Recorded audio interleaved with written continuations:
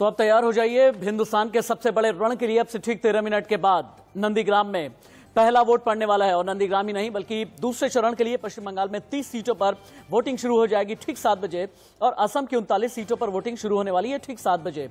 और आप देखें कि स्क्रीन आपको क्या क्या बताने वाली है।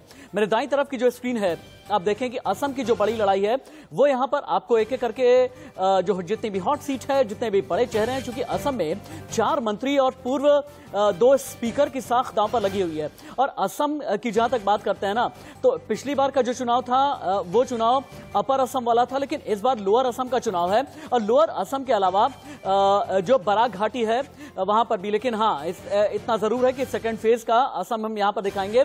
लेकिन पश्चिम बंगाल की जितनी भी चीजें हैं, पश्चिम बंगाल में 2016 में दूसरे चरण की जिन सीटों पर चुनाव हो रहा है उनमें टीएमसी के खाते में कितनी गई थी, कांग्रेस ने कितनी सीटें जीती थी, भारतीय जनता पार्टी के लिए क्या क्या दांव पर लगा हुआ है। और हाँ, पश्चिम बंगाल में सबसे बड़ी जो साख की लड़ाई है वो है नंदीग्राम की लड़ाई, यानी ममता बनर्जी बनाम शुभेंदु अधिकारी की लड़ाई।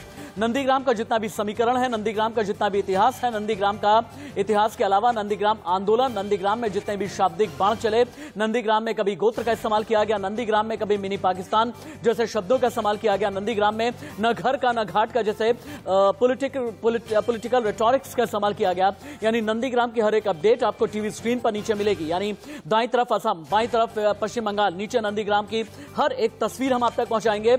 एक एक ब्रेकिंग, एक एक खबर, सबसे पहले ग्राउंड जीरो की रिपोर्ट भी लेकर के आएंगे। काउंटडाउन शुरू हो गया है। अब से ठीक 11 से 12 मिनट के बाद पश्चिम बंगाल की 30 विधानसभा सीटें और असम की 39 विधानसभा सीटों पर सेकेंड फेज के लिए वोट पड़ने शुरू हो जाएंगे।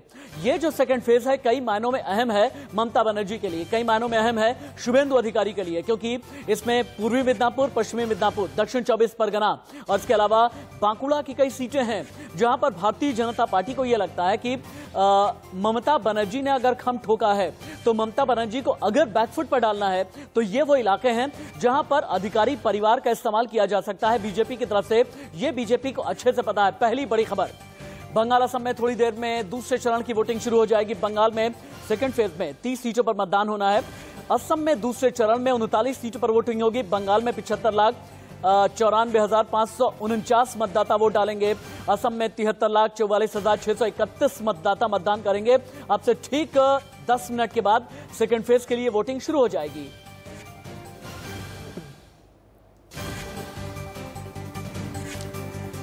अगली बड़ी खबर, बंगाल में दूसरे चरण की वोटिंग, 30 विधानसभा सीटों पर 171 प्रत्याशी मैदान में हैं। बंगाल में 75,94,549 मतदाता वोट डालेंगे। मिदनीपुर की 9, बांकुड़ा की 8 सीटों पर मतदान होगा। साउथ 24 परगना की 4 सीटों पर वोटिंग होगी। सुबह 7 बजे से वोटिंग शुरू हो जाएगी, यानी अब से ठीक 10 मिनट के बाद। पश्चिम बंगाल, असम की 69 सीटों पर आज सेकेंड फेज का इलेक्शन है। बंगाल चुनाव की सबसे चर्चित नंदीग्राम सीट पर भी आज ही मतदान है। इस सीट पर लड़ाई सीएम ममता बनर्जी और पूर्व मंत्री शुभेंदु अधिकारी के बीच में है। सेकेंड फेज, 4 जिले, 30 सीट, बांकुड़ा की 8, पश्चिम मिदनीपुर की 9, पूर्वी मिदनीपुर की 9 सीटें, साउथ 24 परगना की 4 सीटें। असम के चुनावी मुद्दे क्या हैं, बंगाल के चुनावी मुद्दे क्या हैं, स्क्रीन पर दाईं और बाईं तरफ आपको नजर आ रहा है। असम में चुनावी मुद्दा है सांप्रदायिकता, चुनावी मुद्दा है सीए एनआरसी, महंगाई, रोजगार, अवैध प्रवासी, पेंशन स्कीम। बंगाल का चुनावी मुद्दा है तोलाबाजी, हिंदुत्व कार्ड, एनआरसी, सीए, विकास, महंगाई, 10 साल का शासनकाल, एंटी इनकम्बेंसी। बंगाल विधानसभा चुनाव 2016, 294 सीटों का रिजल्ट क्या रहा, ये नीचे की पट्टी आपको बता रही है। बंगाल असम में सेकंड फेज के लिए आज वोटिंग है। अब से ठीक 10 मिनट के बाद मतदान शुरू हो जाएगी। नंदीग्राम सीट पर आज ममता शुभेंदु आमने सामने हैं। बंगाल में सेकंड फेज में 30 सीटों के लिए मतदान होना है। असम में सेकंड फेज में 39 सीटों के लिए मतदान होना है। और असम में दांव पर जो साख है ना, गौतम रॉय की साख है काटीगोड़ा से। बंगाल में दांव पर साख है हुमायूं कबीर की, क्योंकि डेबरा से 2 आईपीएस आमने सामने हैं। पनेरी से उसके अलावा पनेरी हो गया, बोकाजन से बीजेपी के नुमाल मोमिन हैं। डेबरा से ही भारती घोष हैं। टीएमसी के चांदीपुर से सोहम चक्रवर्ती हैं। बंगाल में दांव पर साख इन बड़े चेहरों की लगी हुई है।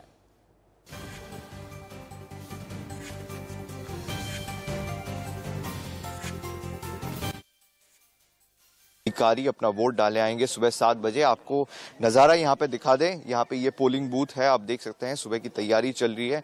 जो केंद्रीय वाहिनी है वो यहाँ पे मौजूद है सुरक्षा के लिए और लगातार कड़ी निगरानी रखी जा रही है। और जो लोग हैं वो अभी आ चुके हैं। यहाँ पे आप देख सकते हैं कि लोग यहाँ पे कतार पे खड़े हैं अपना वोट डालने के लिए। सुबह 7 बजे से वोट शुरू होगा। शुभेंदु अधिकारी 7 बजे आएंगे और एक कुरुक्षेत्र बन चुका है शुभेंदु अधिकारी बनाम ममता बनर्जी, और दोनों को ही काफी कुछ प्रूफ करना है इस चुनाव के दौरान, क्योंकि दोनों ही हैवीवेट है। एक टाइम टीएमसी में थे शुभेंदु अधिकारी, 4 महीने पहले वो भाजपा सरकार में गए। तो अगर शुभेंदु अधिकारी जीतते हैं तो शुभेंदु अधिकारी एक बड़ा नाम बन जाएंगे मुख्यमंत्री के दौर के लिए। अगर ममता बनर्जी जीतती है तो उनके पॉलिटिकल करियर के लिए बहुत अहम होगा, क्योंकि लगातार शुभेंदु अधिकारी ममता बनर्जी एक दूसरे पे आरोप प्रत्यारोप लगा रहे हैं। और नंदीग्राम 2000 में एपिसेंटर था पॉलिटिकल ड्रामा का, जहां पे ममता बनर्जी ने सीपीआईएम को हरा के मुख्यमंत्री बने तृणमूल कांग्रेस की, और वही फिर से आप देख रहे थे इस वक्त नंदीग्राम बूथ नंबर 76 पर अब से थोड़ी देर के बाद यानी 7 से 7:15 बजे के आसपास शुभेंदु अधिकारी पहुंचने वाले हैं। लेकिन 3 तस्वीरें आप देखें, बंगाल का रण, कड़ी सुरक्षा, और इसके अलावा बंगाल के रण में ममता बनर्जी बनाम शुभेंदु अधिकारी। दरअसल नंदीग्राम वो इलाका है, नंदीग्राम वो सीट है जहां से ये कहा जाता है कि ममता बनर्जी और टीएमसी के लिए बहुत ही ज्यादा एक उपजाऊ राजनीतिक जमीन रही थी। 3 तस्वीरें आप देख पा रहे हैं। बंगाल के रण में जब ममता बनर्जी उतरी हल्दिया में नॉमिनेशन फाइल करने के लिए 10 तारीख को जब पहुंची थी, उसके बाद उन पर हमला किया गया था, ये ममता बनर्जी का कहना है। लेकिन भारतीय जनता पार्टी का यह कहना है कि व्हीलचेयर के जरिए ममता बनर्जी ने सहानुभूति वोट बटोरने की कोशिश की है। लेकिन ममता बनर्जी बनाम शुभेंदु अधिकारी की यह लड़ाई बहुत ही इंटरेस्टिंग ये लड़ाई है, और इस लड़ाई में कई शब्द सामने आए। शब्द ऐसे जिसमें शुभेंदु अधिकारी ने यह कहा कि अगर पश्चिम बंगाल में फिर से ममता जीत जाती हैं, नंदीग्राम में अगर बेगम जीत गई तो बंगाल को मिनी पाकिस्तान बना देंगी। तो ऐसे में ममता बनर्जी ने यह कहा कि शुभेंदु अधिकारी का हाल और अधिकारी परिवार का हाल वो हो जाएगा इस चुनाव के बाद कि ना घर के रहेंगे ना घाट के रहेंगे। तो ऐसे में भारतीय जनता पार्टी ने अपने जो चुनावी तीर हैं वो और ज्यादा तेज कर दिए। ममता बनर्जी ने फिर यह भी कहा 24 घंटे पहले ही कि मैं त्रिपुरा गई थी, वहां पर त्रिपुरेश्वर मंदिर में एक पुरोहित ने मुझसे पूछा कि मेरा गोत्र क्या है। मैंने कहा मां माटी मानुष। नंदीग्राम में एक पुजारी ने मेरा गोत्र पूछा, मैंने कहा कि मैं ब्राह्मण हूं, शांडिल्य मेरा गोत्र है। सीधे नंदीग्राम का रुख कर लेते हैं। सब्यसाची मेरे साथ में है, सीधे नंदीग्राम का रुख।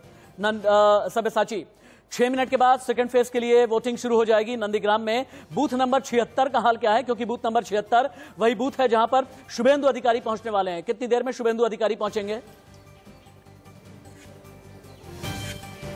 देखिए, शुभेंदु अधिकारी सुबह 7 बजे यहाँ पे वोट डालने आएंगे। और पहले आपको यहाँ तस्वीरें दिखाते हुए बात कर दूं, यहाँ पे आप देख सकते हैं कि तमाम मीडिया के लोग भी मौजूद हैं और लोग भी आना शुरू हो चुके हैं। सुबह 6:30 से लोग आना शुरू हो चुके हैं और वहाँ पे केंद्रीय वाहिनी की सुरक्षा भी मौजूद है और लोग जो है वो आना शुरू हो चुके हैं। शुभेंदु अधिकारी का कॉल टाइम यानी 7 बजे था। 7 बजे शुभेंदु अधिकारी आएंगे यहाँ पे अपना वोट डालने के लिए। एक कुरुक्षेत्र बन चुका है नंदीग्राम। 2000 में हमने देखा जब ममता बनर्जी पावर में आई थी तब नंदीग्राम फोकस पे था, कुरुक्षेत्र में था। अब भी फिर से 2021 में फिर से Nandigram talk of the town है। एकदम सबकी नजर सिर्फ नंदीग्राम में है। तमाम बड़े नेता चाहे टीएमसी के हो चाहे भाजपा सरकार के हो, सभी ने नंदीग्राम में मौजूद थे और प्रचार किया। और आज फाइनल डे है, कॉल डे है, यानी आज यानी शुभेंदु अधिकारी या ममता बनर्जी का बहुत कुछ दांव पे लगा है और आज का दिन तय करेगा कि इससे पहले पॉलिटिकल करियर किसका और आगे बढ़ेगा, यानी मुख्यमंत्री ममता बनर्जी या शुभेंदु अधिकारी। इसके अलावा चूंकि आपने ये बताया कि थोड़ी देर में 7 बजे के आसपास का कॉल टाइम है, शुभेंदु अधिकारी जब पहुंचने वाले हैं, शुभेंदु अधिकारी जैसे ही पहुंचेंगे हम आपके पास दोबारा लौट करके तो आएंगे। लेकिन सब्यसाची एक बात ये बताइए, क्योंकि नंदीग्राम हॉट सीट तो है ही, इसके अलावा संवेदनशील भी है। सेंट्रल फोर्सेस की 29 कंपनियां सिर्फ और सिर्फ नंदीग्राम में तैनात की गई हैं। सुरक्षा के लिहाज से नंदीग्राम का हाल क्या है, हमें ये बताएं। और साथ ही ये बताएं कि नंदीग्राम का चुनाव नजदीक आते आते बड़े पर्सनल अटैक शुरू हो गए थे, जहां पर ममता ने गोत्र काट खेला। वहीं पर शुभेंदु अधिकारी ने कहा कि अगर बेगम जीत करके आती हैं तो इसे मिनी बंगाल बना देंगी। शुभेंदु अधिकारी ने कहा टीएमसी एक प्राइवेट लिमिटेड कंपनी है जिसकी डायरेक्टर चेयरपर्सन है ममता बनर्जी और जिसके एक डायरेक्टर है अभिषेक बनर्जी। इन सभी पर्सनल अटैक का असर पड़ा है या फिर नहीं हुआ है? और साथ ही यह भी बताएं कि क्या पोलराइजेशन की छाया नंदीग्राम इलेक्शन में आपको नजर आई है? जी बिल्कुल, देखिए अगर सुरक्षा की बात करें तो 29 कंपनीज जो सेंट्रलाइज फोर्सेस की वो यहाँ पे मौजूद है। बूथ के सामने आप देख सकती है केंद्रीय वाहिनी यहाँ पे मौजूद हैं और कल शाम 6:30 से सेक्शन 144 धारा लग चुकी है पूरे नंदीग्राम में सुरक्षा को मद्देनजर रखते हुए। और आपको बता दें कि कई एरियाज में इंटरनेट सर्विसेज भी थोड़े से स्लो कर दिए गए हैं। ये भी किया गया है सुरक्षा को मद्देनजर रखते हुए मिस इन्फॉर्मेशन ना स्प्रेड हो। और लगातार चप्पे चप्पे पे केंद्रीय वाहिनी मौजूद है, पोलिंग बूथ पे तो मौजूद हैं और रास्ते में भी मौजूद है, ये चेक करने के लिए कि ज्यादा भीड़ ना हो, क्योंकि हमने देखा कि पहले चरण में काफी पत्थरबाजी भी की गई थी कैंडिडेट्स के गाड़ी के ऊपर। इसको मद्देनजर रखते हुए ममता बनर्जी और शुभेंदु अधिकारी की सुरक्षा बढ़ा दी गई है। अगर नंदीग्राम में अगर बात करें तो भाजपा सरकार लगातार इनकम्बेंसी का टैग लगा रही है ममता बनर्जी पे।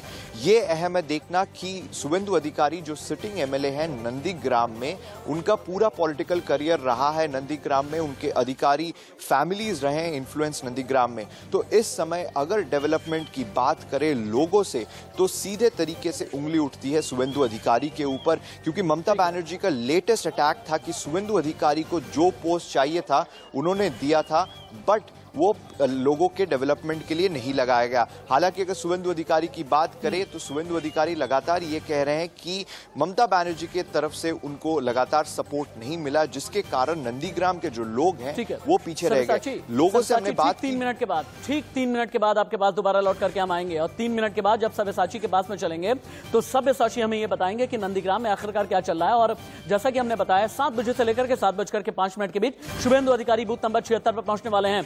आपकी टीवी स्क्रीन हर एक छोटी बड़ी जानकारी देगी। आपकी टीवी स्क्रीन पर मेरे दाईं तरफ असम से जुड़ी हुई तमाम जानकारी होगी। असम के जो चुनावी मुद्दे हैं स्क्रीन पर आपको दाईं तरफ नजर आएंगे।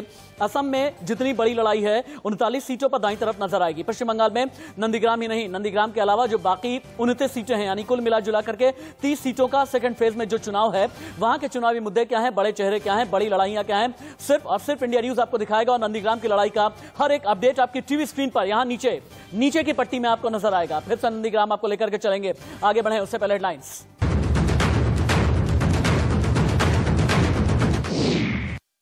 नमस्कार, आप देख रहे हैं इंडिया न्यूज, आपके साथ मैं हूं शुभ्रा सुमन।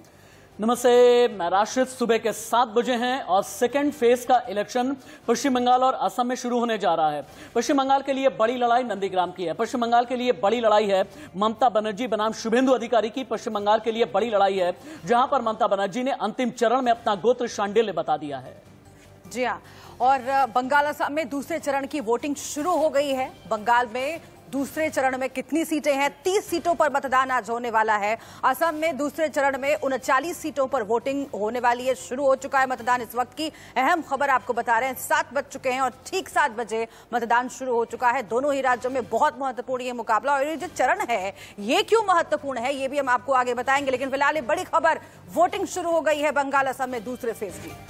सेकेंड फेज में बंगाल में 30 सीटों पर मतदान होना है और वोटिंग शुरू हो गई है। नंदीग्राम ही नहीं बल्कि पूर्वी मिदनापुर, पश्चिमी मिदनापुर, बांकुड़ा और इसके अलावा दक्षिण 24 परगना की जो 30 सीटें हैं वहां पर वोटिंग शुरू हो गई है। बंगाल में 75,94,549 मतदाता वोट डालेंगे। असम में 73,44,631 मतदाता मतदान करने वाले हैं। नंदीग्राम की लड़ाई सबसे बड़ी है। नंदीग्राम के अलावा आपको हम ये भी बताएंगे कि बांकुड़ा की जो तमाम सीटें हैं, पूर्वी मिदनीपुर की 9 सीटें, पश्चिमी मिदनीपुर की जो 9 सीटें हैं, इसके अलावा दक्षिण 24 परगना में क्या चल रहा है। और असम में चूंकि अब जो असम की लड़ाई है वो लोअर असम की लड़ाई है और उसके अलावा बराक घाटी की लड़ाई है। बराक घाटी जहां पर बंगाली हिंदू बहुत ज्यादा रहते हैं, बराक घाटी जहां के लिए अब सीए और एनआरसी को लेकर के भारतीय जनता पार्टी बहुत ज्यादा अग्रेसिव हो गई है। जी हाँ, तो ये जो चुनाव है, ये जो चरण है वो बहुत महत्वपूर्ण है। असम और बंगाल दोनों ही राज्यों में कौन कौन से मुद्दे काम कर रहे हैं, जिन सीटों पर आज इलेक्शन हो रहा है वहां पर कौन से मुद्दे काम कर रहे हैं, लोगों की प्राथमिकताएं क्या हैं, ग्राउंड जीरो पर चलकर हम समझने की कोशिश करेंगे। और सबसे महत्वपूर्ण, पहले चरण में पश्चिम बंगाल में वोटिंग की तादाद बहुत ज्यादा देखी गई थी, क्या दूसरे चरण में भी उसी तादाद में लोग घरों से बाहर निकलेंगे? असम में क्या हाल है वो भी हम आपको बताएंगे, क्योंकि अगर माना जाता है कि लोग घरों से बाहर ज्यादा संख्या में निकल रहे हैं तो एंटी इनकम्बेंसी काम कर रही है। और इन सब के बीच ये तस्वीरें आप देखिए, पोलिंग बूथ के बाहर की ये तस्वीर है जहां पर लोगों का जमावड़ा, और सबसे खास बात, महिलाएं आपको बड़ी संख्या में दिखाई पड़ रही हैं। तो सुबह से ही पुरुष महिलाएं घरों से बाहर निकलने लगे हैं। मतदान शुरू हो चुका है। ग्राउंड जीरो पर क्या है हालात ये भी हम आपको बताएंगे। हमारे संवाददाता दोनों ही राज्यों में, असम और बंगाल में मौजूद हैं अलग अलग जगहों पर। और शुभ्रा, सबसे बड़ी बात यह है कि पूरे हिंदुस्तान को अगर इंतजार है कहीं की तस्वीर का, तो वह है बूथ नंबर 76। बूथ नंबर 76 जो नंदीग्राम का है, वहीं पर अब से थोड़ी देर के बाद में शुभेंदु अधिकारी आने वाले हैं। तस्वीरें आप देखें, सुबह सुबह की ये तस्वीरें हैं, लेकिन अगर महिला मतदाता इतनी भारी संख्या में पहुंची हैं, और बड़ी बात यह है कि फर्स्ट फेज का जो इलेक्शन था 80% के आसपास अगर वोटर टर्नआउट रहा है, और तो फिर इसके मायने क्या है। बहुत बार ये कहा जाता है कि अगर ज्यादा वोटर टर्नआउट रहता है तो इसके पीछे एंटी इनकम्बेंसी काम कर रही होती है, लेकिन बहुत बार ये भी कहा जाता है कि जो इलेक्शन मैकेनिज्म है और इलेक्शन को जो सोशियो इकोनॉमिक नजरिए से देखते हैं, तो बहुत बार यह भी कहा जाता है कि एंटी इनकम्बेंसी प्रो इनकम्बेंसी के बीच एक बहुत महीन लकीर होती है। लेकिन बूथ नंबर 76 पर क्या चल रहा है, थोड़ी देर के बाद में सब साथी जुड़ेंगे। ब्रिजेश पांडे जुड़ने वाले हैं, रौनिक दत्ता भी हमें जानकारी देंगे, पूर्वी मिदनापुर से सौम्या प्रमाणिक हमारे साथ जुड़ेंगे, बांकुड़ा से स्वपन नियोगी हमें जानकारी देंगे। लेकिन हाँ, सबसे बड़ी लड़ाई नंदीग्राम की है। नंदीग्राम का यह संग्राम है, सबसे भीषण है, जिसमें धर्म कार्ड से लेकर के एक दूसरे पर कटाक्ष किया गया। कटाक्ष के अलावा जितने भी हमले किए गए, उसमें पश्चिम बंगाल की मुख्यमंत्री ममता बनर्जी को चुनावी कटघरे में खड़ा करने की कोशिश की गई। ममता ने यह कहा कि मैं व्हीलचेयर पर हूं, लेकिन मैं घायल शेरनी हूं। घायल शेरनी और भी ज्यादा खतरनाक होती है। लेकिन पोलिंग बूथ की आप तस्वीरें देखें, चूंकि नंदीग्राम में अकेले ही 22 सेंट्रल रिजर्व फोर्स की कंपनियां अतिरिक्त तैनात की गई हैं। लेकिन वोटर क्या कह रहा है, एक बार सुनते हैं वोटर क्या कह रहा है।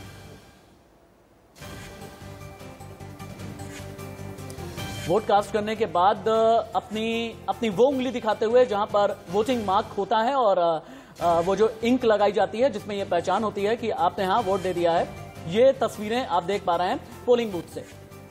जी हाँ, तो दोनों ही पार्टियों ने पोलराइजेशन की कोशिश, ध्रुवीकरण की कोशिश की है, और इसीलिए ये देखिए कुछ कह रहे हैं मतदाता, वो आप सुनिए पहले।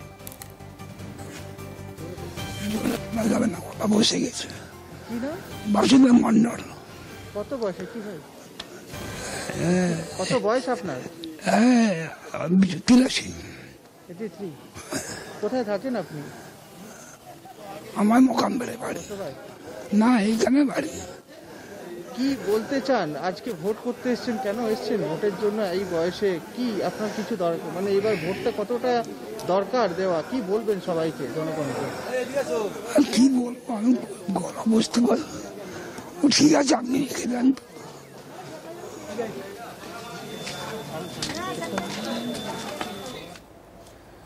वोटर को सुन रहे थे आप, लेकिन ये तस्वीरें बहुत खास हैं जहां पर महिलाएं तो नजर आ ही रही हैं, साथ ही साथ कोविड प्रोटोकॉल भी फॉलो कराने की कोशिश की जा रही है, जहां पर 2 गज की दूरी फॉलो की जा रही है। और आप ये देखें कि कई दिव्यांग भी हैं, उन्हें ये पता है कि हर एक वोट की चोट क्या होती है, वोट की ताकत क्या होती है, अपनी लोकतांत्रिक शक्ति के बारे में ये मतदाता जानता है। और पश्चिम बंगाल का जो मतदाता है ना, बहुत जागरूक कहा जाता है। प्रधानमंत्री नरेंद्र मोदी ने ट्वीट किया है। जी हाँ, इस वक्त की अहम खबर आपको बता दें, प्रधानमंत्री नरेंद्र मोदी ने प्रथम चरण के मतदान के पहले भी ट्वीट किया था, और इस वक्त की अहम खबर आ रही है, मतदाताओं से फिर से एक बार अपील की है। रिकॉर्ड संख्या में मतदान करने की अपील पीएम नरेंद्र मोदी ने की है।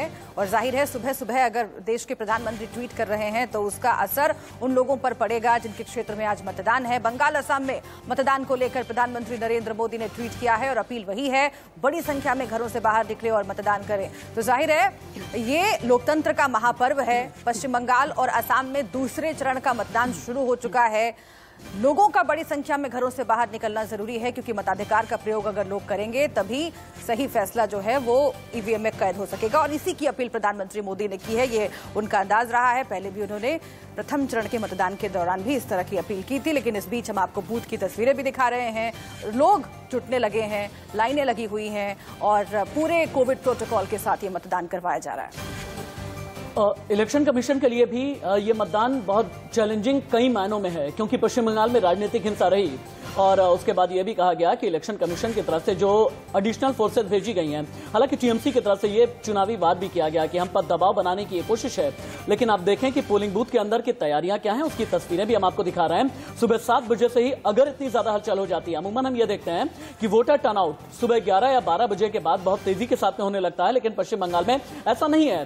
सेकेंड फेज में नंदीग्राम में क्या होगा, बांकुरा में क्या होगा, खड़गपुर सदर में क्या होने वाला है, काकद्वीप, सागर, तमलुक, पंसकुरा पूर्व, पंसकुरा पश्चिम, ये वो फेज है जहां पर साग दांव पर लगी है सिर्फ शुभेंदु अधिकारी की नहीं, शुभेंदु अधिकारी, शिशिर अधिकारी, दिव्येंदु अधिकारी, क्योंकि अधिकारी ब्रदर्स और अधिकारी फैमिली के बारे में यह कहा जाता है कि पूर्वी मिदनापुर में खासतौर से इनका प्रभाव है। भारतीय जनता पार्टी भी इनका पूरी तरह से फायदा उठा लेना चाहती है। लेकिन हाँ, पश्चिम बंगाल के साथ साथ असम पर सभी की नजरें इसलिए टिकी हुई हैं क्योंकि असम को लेकर के प्रियंका गांधी चूंकि इस चरण में सिलचर में चुनाव है, इस चरण में इसके अलावा बराक घाटी में चुनाव होना है, इस चरण में करीमगंज में चुनाव होना है। ये वो इलाके हैं जहां पर प्रियंका गांधी ने पहुंच करके ये कहा था कि असम गण परिषद तो हाथी हुआ करता था, लेकिन बीजेपी के साथ जाकर के भीगी बिल्ली बन गया। लेकिन पोलिंग बूथ पर मतदाता क्या कह रहा है, सुनते हैं। सुबह में बारिश हो रहा है, तकलीफ नहीं हुआ? नहीं। कैसा लग रहा है इस साल पोलिंग में? अभी तक जितना पोलिंग हुआ कास्टिंग कैसा होगा आपको लगता है? अच्छा ही होगा। आप लोग का पोलिंग पे कितना कास्टिंग होता है? बहुत रेशियो इट्स अबाउट अच्छा ही होता है।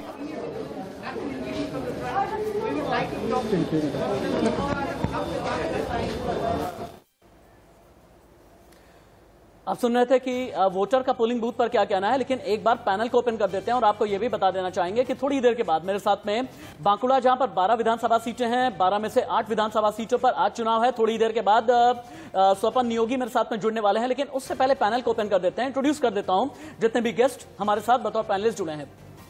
सूर्य कुमार मैथिल बीजेपी के नेता हैं, संजय सरकार टीएमसी का रिप्रेजेंटेशन कर रहे हैं, लेफ्ट की तरफ से मित्र प्रकाश हैं, इसके अलावा सीनियर जर्नलिस्ट यूसुफ अंसारी भी मेरे साथ में जुड़े हुए हैं। संजय सरकार जी, पहला सवाल आपसे है, बिल्कुल नंदीग्राम की लड़ाई जैसे ही पास आ गई वैसे ही ये गोत्र वाला कार्ड क्यों खेल लिया गया? क्या गोत्र के नाम पर आप वोट हासिल करना चाहते हैं? सवाल नंबर 1। सवाल नंबर 2 कि ममता बनर्जी जिनके ऊपर तुष्टीकरण के आरोप लगे, एकाएक ममता बनर्जी को अपना ब्राह्मण कार्ड क्यों याद आया? एकाएक ममता बनर्जी नंदीग्राम में ये क्यों कहने लगी, मैं ममता बनर्जी तो हूं ही, याद रखिएगा गोत्र शांडिल्य है, पूरा नाम ममता बंदोपाध्याय है।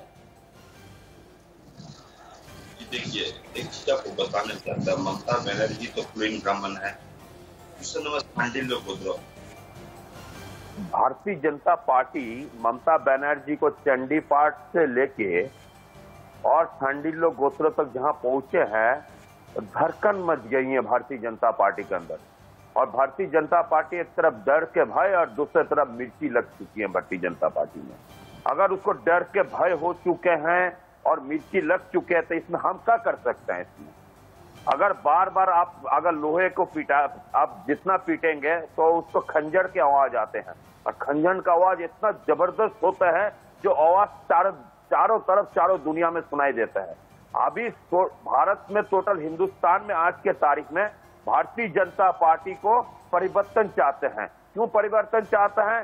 जनता भारतीय जनता पार्टी में महंगाई बढ़ चुके हैं, भ्रष्टाचार बढ़ चुके हैं और देश बिक गए हैं। मेरे को याद आ रहा है सन 1739 साल को 22 मार्च के दिन में, जिस दिन नादिर शाह ने हिंदुस्तान को आक्रमण किया था और सोना गहना जितना था सब लूट के लेके चला गए थे।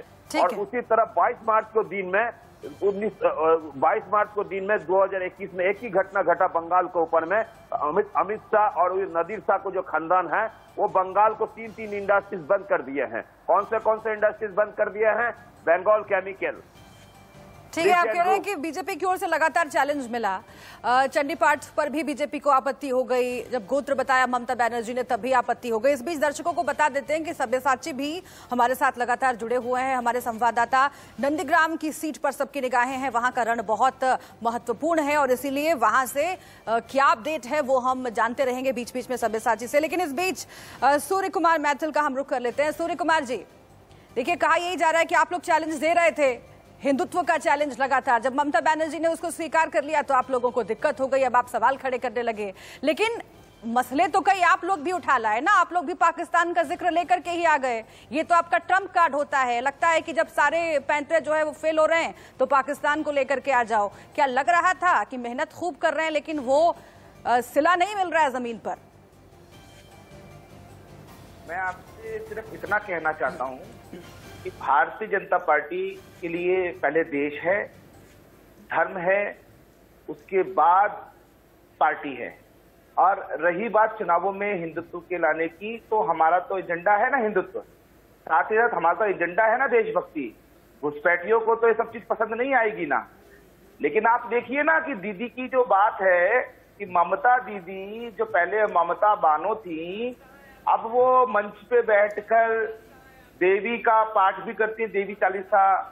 उसके बाद अब सूर्य कुमार मैथिल, अपना सूर्य कुमार गोत्र मैथिल, बताती है। बड़ा अजीब लगा मुझे सुन करके सुबह सुबह, अगर आप ये कह रहे हैं कि हिंदुत्व आपका एजेंडा है, अभी तक तो बीजेपी के जो बड़े बड़े नेता, बड़े बड़े प्रवक्ता, केंद्रीय मंत्री से लेकर के हर कोई यही कहता था कि बीजेपी हिंदुत्व बीजेपी के लिए आदर्श है, एजेंडा नहीं है।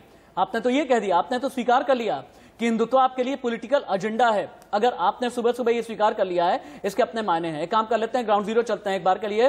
नंदीग्राम से सब्यसाची मेरे साथ लाइव जुड़े हैं। सब्यसाची, मैं बार बार बूथ नंबर 76 की रिपोर्ट आपसे मांगूंगा, कितनी देर के बाद में शुभेंदु अधिकारी अपना वोट डालने के लिए आने वाले हैं। और ये बताइए कि नंदीग्राम में इलेक्शन से पहले और मतदान से पहले किन किन मंदिरों में दर्शन किए हैं ममता ने और शुभेंदु अधिकारी ने? जी बिल्कुल, आप पहले आपको तस्वीरें दिखाते हुए बात करता हूं। आप देख सकते हैं कि पोलिंग यहां पे शुरू हो चुकी है। और अगर नंदीग्राम की बात करें, दोनों ममता बनर्जी और शुभेंदु अधिकारी लगातार मंदिरों में गए। ममता बनर्जी इंजरी होने से ठीक 2 दिन पहले 30 मंदिर में गई और वहीं शुभेंदु अधिकारी भी लगातार मंदिरों में गए। लोगों से यहां पे अब बातचीत करने की कोशिश करते हैं, क्योंकि आप देख सकते हैं कि सुबह सुबह वोटर्स यहां पे नंदीग्राम में आ रहे हैं अपना वोट डालने के लिए। फर्स्ट टाइम वोटर्स हैं, महिलाएं हैं। मैम, आपसे पूछना चाहूंगा कि আপনি নন্দীগ্রামে এসে ভোট দিতে, নন্দীগ্রামের সমস্যাটা কি যেটা ঠিক হতে পারে ভবিষ্যতে? ভবিষ্যতে কি হবে কে বলতে পারে, মানে কি যদি সমস্যা আছে নন্দীগ্রামে? নন্দীগ্রামে এখন সব ঠিক আছে, কোনো সমস্যা নেই। हम और भी रिएक्शन लेने की कोशिश करते हैं जहां पे लोग कह रहे हैं नंदीग्राम में कोई समस्या नहीं है। मैम, आपसे पूछना चाहूंगा कि नंदीग्राम में समस्या क्या है जो आने वाले वक्त में सुधार हो सकता है, या कौन से वो मुद्दे हैं जहां पे आज अपना वोट डालने आई हैं आप? मैं तो कोई समस्या है? मैं फर्स्ट टाइम वोटर हूँ। हाँ, तो फर्स्ट टाइम वोटर्स है, आप नंदीग्राम से बिलोंग करती है, तो आपने नंदीग्राम को देखा है। Education wise, institution wise, college wise improvement हो सकती है नंदीग्राम में? नहीं, बिल्कुल ठीक है, स्कूल, कॉलेज, हॉस्पिटल सब ठीक है। तो जैसे आपने सुना कि हम लोगों से बातचीत कर रहे थे, वो कौन से वो मुद्दे हैं जहां पे लोग आज वोट डालने की कोशिश कर रहे हैं, और जहां पे मिक्स रिएक्शंस मिल रहे हैं। कुछ लोग कह रहे हैं कि नंदीग्राम में हॉस्पिटल्स की बहुत दिक्कत है, हॉस्पिटल्स नहीं है, ठीक से रास्ते नहीं है, जो हमने भी देखा है। और वहीं कुछ जो वोटर्स है, फर्स्ट टाइम वोटर्स, उनकी अगर बात करें, स्पेशली कॉलेज, क्योंकि फर्स्ट टाइम वोटर्स है, एजुकेशन उनके लिए काफी इंपॉर्टेंट है। आगे हम कोशिश करेंगे कि और भी वोटर्स से मुद्दों को लेकर बात करें, क्योंकि मिलीजुली प्रतिक्रिया है, आप खुद ही कह रहे हैं। और 10 साल की सरकार है टीएमसी की, तो जाहिर है ये समझना बहुत जरूरी है कि कितना संतुष्ट या कितना असंतुष्ट है जनता इस सरकार के काम को लेकर, और इसका बहुत बड़ा फर्क पड़ता है चुनावों में। सबसे ज्यादा महत्वपूर्ण अगर है तो विकास के काम ही है। लेकिन हाँ, पार्टियां और भी इर्द गिर्द तमाम कोशिशें कर रही हैं। पोलराइजेशन की कोशिशों का कितना फायदा मिला, इस पर भी बात करेंगे। एक छोटे से ब्रेक के लिए रुक रहे हैं, लेकिन ब्रेक पर जाने से पहले इस वक्त की हेडलाइंस। बंगाल और असम में दूसरे चरण की वोटिंग शुरू हो गई है और ग्राउंड जीरो से हर अपडेट आप तक पहुंचा रहे हैं। बंगाल में दूसरे फेज में 30 सीटों पर मतदान हो रहे हैं। असम में 39 सीटें हैं जहां पर वोट डाले जा रहे हैं। पोलिंग बूथ से तस्वीरें आनी शुरू हो गई हैं। मतदाताओं की लंबी लंबी कतारें दिख रही हैं। बंगाल में 75,94,549 मतदाता आज वोट डालने वाले हैं, लेकिन इनमें से कितने घरों से बाहर निकलेंगे, ये राशिद बड़ा सवाल है। बड़ा सवाल असम में भी है, क्योंकि 73,44,631 मतदाता वोटिंग करने वाले हैं। और नंदीग्राम का सवाल सबसे बड़ा है। हर किसी को इंतजार है कि शुभेंदु अधिकारी अपना वोट डालने के लिए कब आने वाले हैं। बांकुरा में क्या चल रहा है, दक्षिण 24 परगना का हाल क्या है, पूर्वी मिदनापुर, पश्चिमी मिदनापुर, इन सभी इलाकों का ग्राउंड जीरो का अपडेट आप तक पहुंचाएंगे। अभी जो ताजा तस्वीरें आ रही हैं, आप ये देखें कि एक्टिवनेस कितनी ज्यादा है। सुबह 7 बजे से मतदान शुरू हुआ है, आधे घंटे का वक्त गुजरा है, लेकिन इनमें महिलाओं की कितनी ज्यादा दिलचस्पी है। हालांकि महिलाओं को लेकर के टीएमसी की तरफ से भी और भारतीय जनता पार्टी की तरफ से भी कई लोक लुभावन वादे किए गए हैं अपने अपने मैनिफेस्टो में, जहां बीजेपी ने अपने संकल्प पत्र में महिलाओं के लिए कई बड़ी बड़ी घोषणाएं की हैं। वहीं ममता बनर्जी का भी ये कहना रहा है कि पिछले 10 साल में महिलाओं के लिए बहुत कुछ किया है। आगे भी आने वाले दिनों में आदिवासी जिले हों, शहरी इलाके हों, गांव के इलाके हों, इन सभी में महिलाओं के लिए हम बहुत कुछ करने वाले हैं। हम इससे पहले कि पैनल को ओपन करें, पैनल रीइंट्रोड्यूस तो मैं कर देता हूं, लेकिन ग्राउंड जीरो पर भी चलेंगे हम। बीजेपी से सूर्य कुमार मैथिल है मेरे साथ में, संजय सरकार टीएमसी के हैं, मित्र प्रकाश लेफ्ट के नेता हैं, सीनियर जर्नलिस्ट यूसुफ अंसारी, आप सभी के पास में आता हूं। लेकिन उससे पहले स्वपन योगी के पास में चलना जरूरी है। स्वपन योगी बांकुरा से इस वक्त लाइव रिपोर्ट कर रहे हैं। बांकुरा की विधानसभा सीटें हैं 12, 4 पर पहले चरण में इलेक्शन हो चुका है, 8 पर इस बार चुनाव है। इन 8 विधानसभा सीटों का हाल क्या है, आधे घंटे में मतदान को लेकर के अपडेट क्या है, तस्वीरें आप दिखाएं, क्योंकि ये 12 वो सीटें हैं जहां पर लोकसभा चुनाव में बीजेपी ने 12 की 12 पर बढ़त स्वपन योगी बनाई थी। ओवर टू यू स्वपन योगी। एक बात पहले ही बोल ले, सुबह 7 बजे वोटदान शुरू हो गया। एक देखिए जितना लंबा लाइन चल रहा है भटार की, क्योंकि जितना टाइम जाएगा उतना धूप निकलता जाएगा, क्योंकि देख रहा है यहाँ का गर्मी का सिचुएशन जो है 40 डिग्री तक जा रहा है। और सुबह सुबह देख रहा है कि महिलाओं की लंबा लाइन है, क्योंकि महिला चाहते हैं वोट जाए। जबकि सेकेंड फेज में 8 चुनाव क्षेत्र है यहाँ, क्योंकि 12 में से 4 पहले हो चुका है। देखो टाइट सिक्योरिटी है। अभी जो सेंट्रल फोर्स है, सेंट्रल फोर्स ने ये बांकुड़ा की बिकना इस बूथ में हम लोग अभी खड़ा है, या टाइट सिक्योरिटी है, लेकिन लंबा लाइन है वोटर की। देख सकते हैं कितना वोटर की लंबा लाइन चल रहा है सुबह। और ये वोटर चाहते सुबह सुबह पहले ही सुबह वोट डालकर जाना। स्वपन योगी अभी रुके, स्वपन योगी 1 मिनट के लिए रुके, क्योंकि बूथ नंबर 76 से एग्जैक्ट ब्रिजेश पांडे मेरे साथ में जुड़ गए हैं। वही बूथ नंबर 76 जहां पर शुभेंदु अधिकारी आने वाले हैं। ब्रिजेश, अभी बूथ नंबर 76 की हलचल क्या है? जो वोट कास्टिंग चल रही है, तस्वीरें तो आप दिखाए हैं, शुभेंदु अधिकारी के बारे में खबरें क्या है, कितनी देर के बाद पहुंचने वाले हैं बूथ नंबर 76 पर? देखिए, अभी शुभेंदु अधिकारी की तरफ से दिया गया था कि वो सुबह 7 बजे ही आएंगे और यहाँ पे वोट डालने के बाद वो आगे अन्य बूथ्स का दौरा करेंगे और इंश्योर करेंगे कि मैक्सिमम बीजेपी सपोर्टर्स बूथों पर जाएं और अपने मतदान का प्रयोग करें। मैं आपको दिखाना चाहता हूं, मेरा कैमरा पर्सन, ये बूथ नंबर 76 है और यहाँ पर सेंट्रल पैरामिलिट्री फोर्सेज, BSF और लोकल पुलिस की काफी सख्त नाकाबंदी है। हर किसी को उसके डॉक्यूमेंट्स चेक करने के बाद ही अंदर आने दिया जा रहा है और मीडिया का भी भारी जमावड़ा है। लगभग हर मीडिया, देश के कोने कोने से यहां पर मीडिया आया हुआ है, क्योंकि नंदीग्राम एक एपिसेंटर बन गया है पूरे वेस्ट बंगाल के चुनाव का। वेस्ट बंगाल के 8 चरण का चुनाव एक तरफ, नंदीग्राम का चुनाव एक तरफ। और जिस तरह से लगातार गृह मंत्री अमित शाह और बड़े बड़े कैबिनेट मिनिस्टर्स लगातार दौरा कर रहे हैं और जिस तरह से नंदीग्राम में मुख्यमंत्री ममता बनर्जी पिछले 4 दिनों से यहां पर डटी हुई है, उससे साफ है कि इस चुनाव का, इस नंदीग्राम का और यहां के रिजल्ट का आने वाले राज्य की राजनीति और देश की बिल्कुल आप सही कह रहे हैं। और कहा जा रहा है कि यहाँ पर 2 सियासी दिग्गजों का करियर दांव पर लगा हुआ है। कौन जीतता है, कौन हारता है, ये महत्वपूर्ण है, लेकिन जो जीतेगा, जो हारेगा, इस जीत और हार के मायने बहुत बड़े होंगे। लेकिन इन सब के बीच एक तथ्य ये भी है कि ध्रुवीकरण की कोशिश दोनों ही तरफ से की गई है और मंदिरों के दर्शन लगातार करते नजर आए ममता बनर्जी भी और शुभेंदु अधिकारी भी। आज मतदान का वक्त आ गया है, लोग घरों से बाहर निकलेंगे, अपना फैसला जो है वो EVM में कैद कर देंगे। ऐसे में क्या उम्मीद इस बात की भी है कि आज भी पूजा अर्चना की तस्वीरें आ सकती हैं, क्योंकि आज के दिन भगवान की याद जरूर आती है नेताओं को।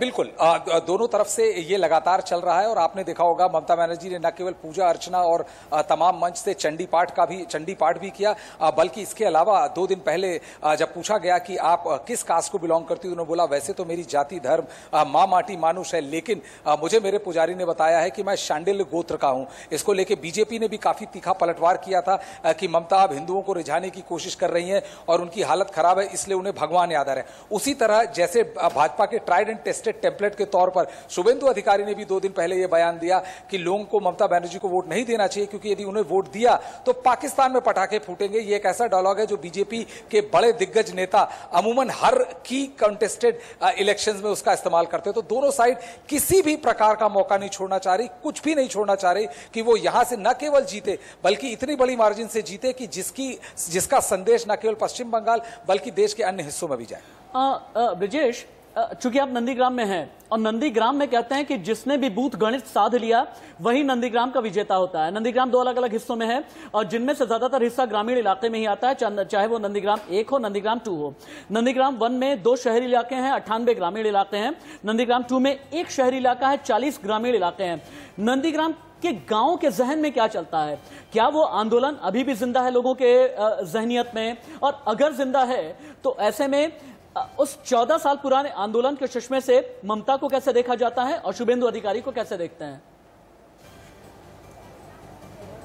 देखिए, एक चीज स्पष्ट है कि यहाँ पर गुरु चेले की लड़ाई है। शुभेंदु अधिकारी ममता बनर्जी के प्रोटीज रहे हैं, उन्होंने उनसे कई ट्रिक्स ऑफ द ट्रेड भी सीखे हैं और उसको वो आपको ग्राउंड पे भी दिख सकता है, इन द सेंस कि जो बूथ मैनेजमेंट है जिसके लिए भाजपा अदरवाइज बहुत फेमस है, वो बूथ मैनेजमेंट शुभेंदु अधिकारी का भी बहुत जबरदस्त है। और ममता बनर्जी नंदीग्राम 1 में उनकी अच्छी खासी पहुंच है और ऐसा माना जा रहा है कि ममता बनर्जी के लिए असली चैलेंज नंबर 2 होगा। राशिद, एक मैं आपको दिखाना चाहता हूं, शुभेंदु अधिकारी, यदि मेरे कैमरा पर्सन दिखाएं तो जूम इन करके दिखाएं, तो शुभेंदु अधिकारी पहुंच चुके हैं यहां बूथ नंबर 76 पे और मीडिया के तमाम कैमरे शुभेंदु अधिकारी की तरफ जा रहे हैं कि वो एक बाइट दें और बताने की कोशिश करें कि आखिरकार इस चुनाव को वो क्या समझते हैं। लेकिन 7 बजे शुभेंदु अधिकारी को आना था और अभी 7:35 पर जो पूरे पश्चिम बंगाल का सबसे मोस्ट नोन बूथ नंबर 76 पे शुभेंदु अधिकारी आ चुके हैं। मीडिया के तमाम कैमरे आप देख सकते हैं और सबको यह जानना है कि आज आखिरकार नंदीग्राम का ऊंट किस करवट बैठेगा।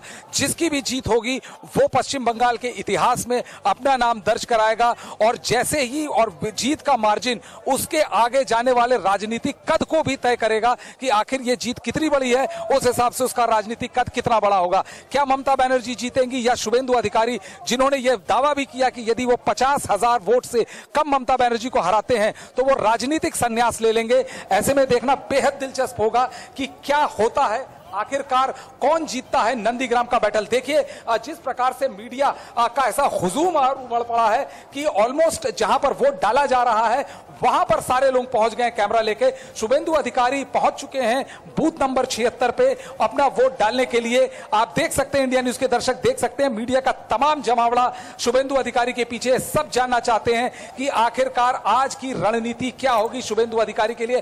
तमाम सुरक्षा व्यवस्था एक तरह से धता बता दी गई क्योंकि किसी को अंदर आने नहीं दिया जा रहा था, लेकिन एक तरह से सबका सारे लोग अंदर चले गए और जानना चाह रहे हैं कि शुभेंदु अधिकारी क्या सोचते हैं इस पूरे घटनाक्रम को। शुभेंदु अधिकारी का क्या कहना है नंदीग्राम के बैटल को लेके। शुभेंदु अधिकारी के बारे में ब्रिजेश आप बताते जाएं, आप बहुत अच्छे से बता रहे हैं, एक एक तस्वीरें चूंकि आपके सामने हैं।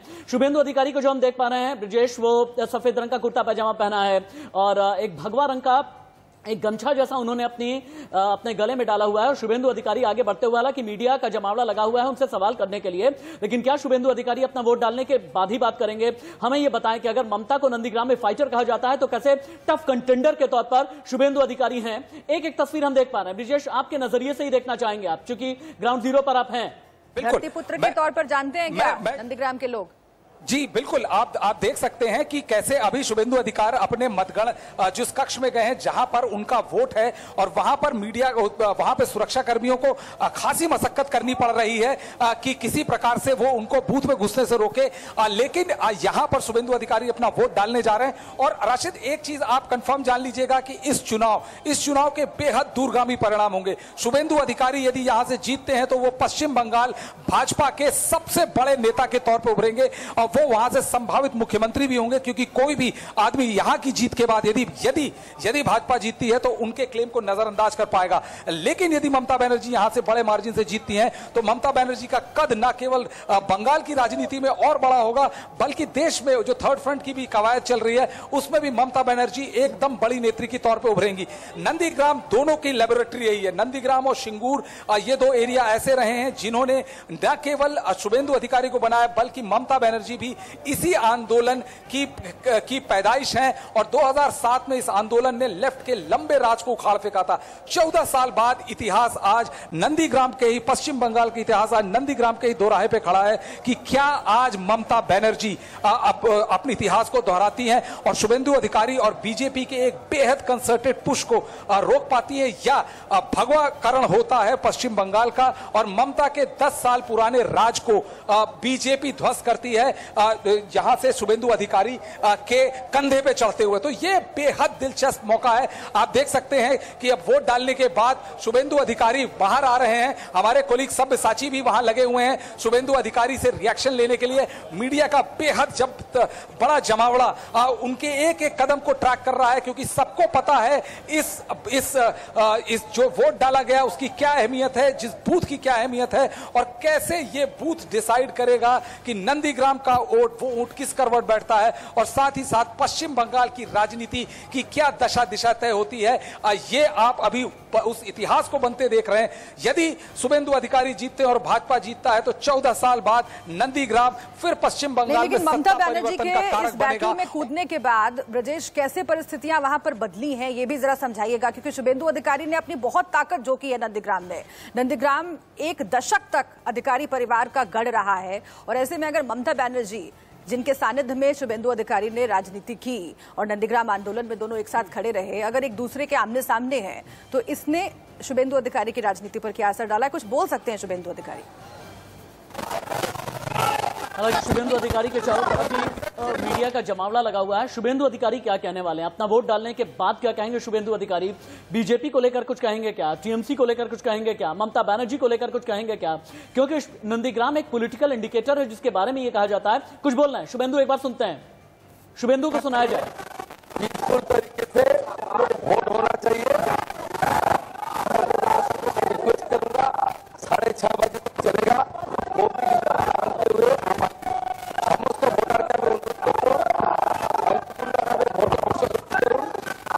शुभेंदु अधिकारी की हालांकि आवाज ठीक तरीके से नहीं आ रही है, लेकिन शुभेंदु अधिकारी शायद ये कहना चाहते हैं कि विकास पर ही वोट डलेगा और विकास को ही पैमाना नंदीग्राम की जनता मानेगी। लेकिन ब्रिजेश की अगर मेरी आवाज जा पा रही हो, ब्रिजेश, क्या शुभेंदु अधिकारी कार में आए हैं और वोट डालने के बाद वापस बाइक पर गए हैं? क्योंकि बड़े नेताओं के बारे में कहते हैं कि उनकी बॉडी लैंग्वेज पॉलिटिकल साइन होता है, उनकी पॉलिटिकल पोस्चरिंग एक पॉलिटिकल इंडिकेटर होता है। अगर कार से आते हैं, बाइक से जाते हैं, तो इसके जरिए भी कोई संदेश होता है। क्या ये सही है कि कार से आए हैं और बाइक से गए हैं?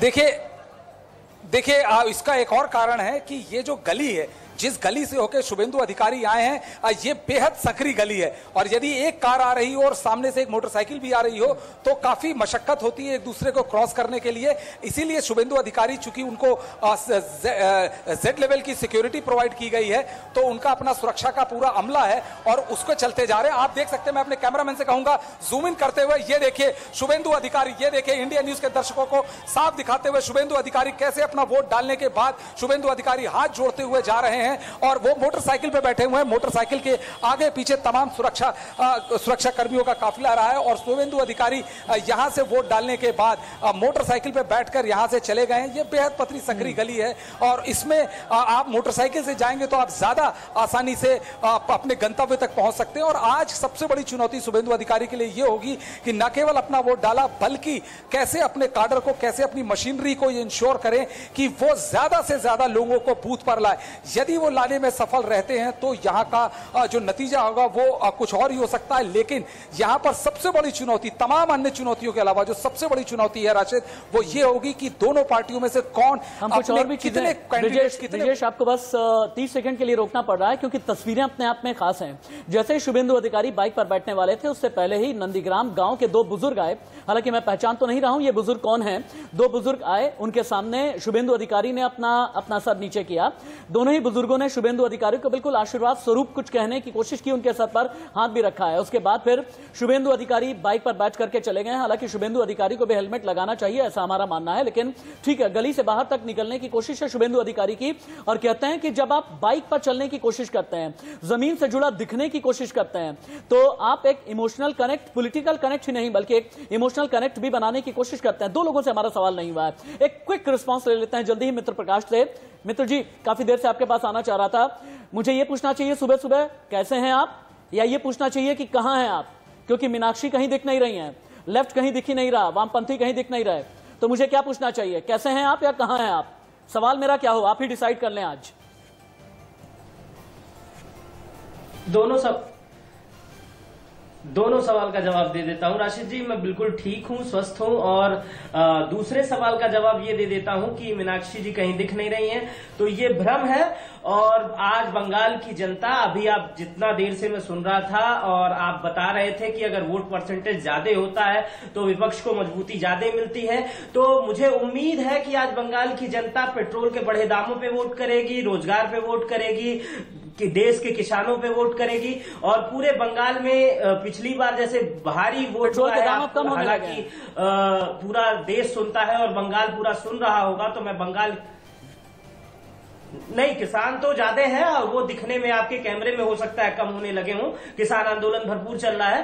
तो मैं आपको, चूंकि पूरा बंगाल देख रहा होगा, इस बंगाल की जनता से अपील करता हूं कि रोजगार पे वोट दे, बढ़े हुए तेल के दामों पे वोट दे, महंगाई पे वोट दे और कम से कम इस सरकार को बताए कि ये सरकार ठीक काम नहीं कर रही चुके हैं। अब जनता को फैसला करना है, फैसले का दिन है आज। लेकिन यूसुफ अंसारी जी भी हमारे साथ जुड़े हुए हैं, सीनियर जर्नलिस्ट हैं। यूसुफ अंसारी जी, टीएमसी की हम बात कर रहे हैं, बीजेपी की बात कर रहे हैं और दोनों ने कितनी ताकत झोंकी है, समीकरण क्या बन रहे हैं, ये तो बात कर रहे हैं। लेकिन मैं जरा नंदीग्राम की जो जनता है उसके नजरिए से भी समझना चाहूंगी, उसके बाद हम मुद्दों पर भी आएंगे।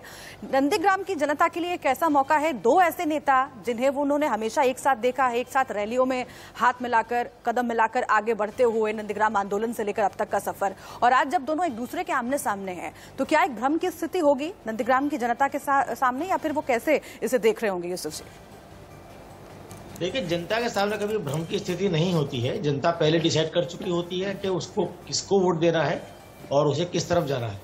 भ्रम की स्थिति हम लोगों के लिए होती है क्योंकि हम लोग कभी का भाग बाइक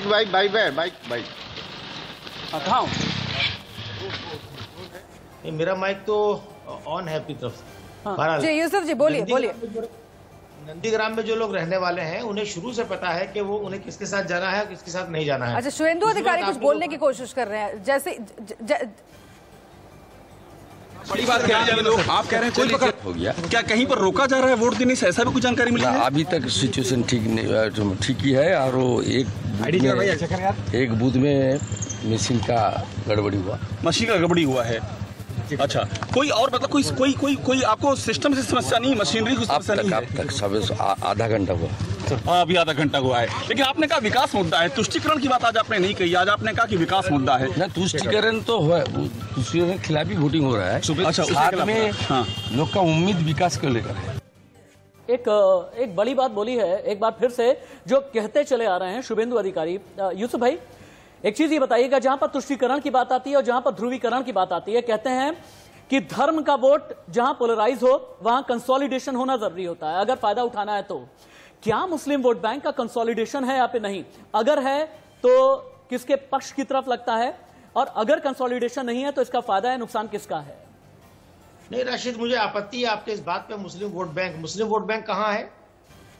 मालदा में, मुर्शिदाबाद में नहीं राशिद, मुस्लिम कम्युनिटी कभी ऐसे नहीं। आप मुझे ये तो बोलने दीजिए या फिर आप अपनी बात अपने आप कहिए, प्रोग्राम खत्म कीजिए। आप बोलें। मुस्लिम वोट बैंक का भ्रम बना के रखा गया है इस देश के अंदर, एक खास पार्टी को फायदा पहुंचाने के लिए। मुस्लिम, आप उठा के देखिए आजादी के बाद का इतिहास उठा के देखिए, सीट टू सीट वेरीफाई के, सीट टू सीट आप देखिए, मुस्लिम वोट कभी भी एकजुट होकर किसी एक पार्टी को नहीं पड़ा है। मुस्लिम वोटर हमेशा देश के जनमत के साथ चले हैं। जब इंदिरा गांधी के खिलाफ इमरजेंसी में थे तो मुसलमान भी इमरजेंसी में इंदिरा गांधी के खिलाफ थे, और जब बाद में इमरजेंसी के बाद जनता पार्टी बिखरी, उसके बाद मुसलमान, पूरा देश इंदिरा गांधी के साथ आया तो मुसलमान भी आए। अगर आप पश्चिम बंगाल की बात करते हैं तो क्या मुसलमान वोट सिर्फ एक पार्टी को मिलता है? क्या कांग्रेस को नहीं मिलता, वामपंथी को नहीं मिलता, ममता बनर्जी को नहीं मिलता? अब बीजेपी को नहीं मिलता है क्योंकि बीजेपी मुसलमानों का वजूद मिटाने की बात करती है, उसका एजेंडा है, और बीजेपी के तमाम नेता ये बात कह चुके हैं, तो इसलिए बीजेपी को नहीं मिलता है। बीजेपी मुस्लिम वोट बैंक की बात करके, तुष्टीकरण की बात करके हिंदू वोटरों को कंसोलिडेट कर रही है। मैं भी आपके थोड़ी देर पहले मैं आपकी स्क्रीन देख रहा था, आपकी स्क्रीन पे चल रहा है कि नंदीग्राम में 74% हिंदू हैं और 26% मुसलमान हैं। तो क्या ये ध्रुवीकरण कराने की कोशिश नहीं है आपके चैनल? नहीं यूसुफ भाई, आप जिम्मेदार चैनल है, आपको बातों से बचना चाहिए। आप तो बहुत सीनियर जर्नलिस्ट हैं, एक पत्रकार की हैसियत से मेरे ऑर्गेनाइजेशन का ये काम है कि सत्ता का समीकरण, सीट का समीकरण, धर्म का समीकरण, जाति का समीकरण दिया जाता है। टीवी में आपने खुद ही काम किया है, एक लंबे समय तक टीवी में आपने खुद ही काम किया है, और जिन ऑर्गेनाइजेशन में आपने काम किया है वहां पर समीकरण को बताने के लिए ये आंकड़े दिए जाते हैं। इसका मतलब ये नहीं है कि किसी भी तरह से हम पोलराइज करने की कोशिश कर रहे हैं। हमारा काम है इन्फॉर्म करना, हमारा काम परसुएट करना नहीं है, हमारा काम है लोगों तक जानकारी पहुंचाना। आप खुद ही बोल लीजिए, आप खुद ही बोल, मेरी तरफ से बोले आप बोले। नहीं, चूंकि आपने चैनल को लेकर के बात की है इसीलिए मैंने बोला, आप बोले। नहीं, आपके चैनल के मैंने कहा कि आपके चैनल पे मैंने पट्टी चलते हुए देखी कि 74% हिंदू हैं नंदीग्राम में और 26% मुसलमान हैं। तो क्या आप चुनाव को हिंदू मुसलमान करना चाहते हैं? क्या सारे हिंदू एक तरफ वोट देते हैं? क्या सारे तथ्यों से तकलीफ तब होती है यूसुफ जी, जब ऐसा लगता है कि इस तथ्य से किसी को फायदा हो रहा है, किसी को नुकसान हो रहा है। अलग अलग पार्टियों का अपना विश्लेषण हो सकता है, अलग अलग चश्मे हो सकते हैं, लेकिन तथ्य जो है वो तथ्य रहेगा और आबादी को अलग अलग हिसाबों से बांटा जाता है। उसमें से एक तरीका ये भी है, हो सकता है किसी पार्टी को ये लगे कि ऐसा बता देने से हमें नुकसान हो जाएगा, वो उसका पूरा सम्मान। एक छोटे से ब्रेक का वक्त है, एक छोटे से ब्रेक का वक्त है। ब्रेक के बाद जब वापस आएंगे तो मुद्दों की बात भी करेंगे, कौन कौन से मुद्दे काम कर रहे हैं। लेकिन चूंकि ध्रुवीकरण की कोशिश दोनों ही पार्टियां कर रही हैं, दोनों ही पार्टियों के नेताओं ने जो बयान दिए हैं उन बयानों पर भी जरा विस्तार से चर्चा करने की कोशिश करेंगे कि लोगों के जहन पर वो बयान कैसा असर डालते हैं या डाल सकते हैं। एक छोटा सा ब्रेक, फौरन। और एक चीज याद रखिएगा कि सिर्फ नंदीग्राम की लड़ाई नहीं बल्कि 30 विधानसभा सीटों का हाल हम बताएंगे। 39 विधानसभा सीटों पर असम में क्या चल रहा है आपको दिखाएंगे। टीवी स्क्रीन पर मेरे दाईं तरफ जो आपको नजर आ रहा है असम के चुनावी मुद्दे हैं, असम की बड़ी लड़ाई है। असम की 39 सीटों का एक एक करके हाल हम बता रहे हैं। शुभ्रा के एक्सट्रीम लेफ्ट में आपको पश्चिम बंगाल की हर एक छोटी बड़ी जानकारी मिलेगी और नीचे आप देखें सेकेंड फेज में 2016 में क्या रहा था, क्या चुनावी रिजल्ट रहे थे, इसकी हम जानकारी दे रहे हैं। नंदीग्राम का इतिहास क्या कहता है, 14 साल का चुनावी इतिहास क्या कहता है, वामपंथियों से लेकर के टीएमसी तक और टीएमसी से लेकर के अब भारतीय जनता पार्टी की एक्टिव राजनीति तक। एक एक खबर कहीं मत जाइएगा, यह नंदीग्राम का बड़ा संग्राम है। पश्चिम बंगाल से लेकर के असम तक का हर एक अपडेट, पहली जानकारी सिर्फ इंडिया न्यूज पर।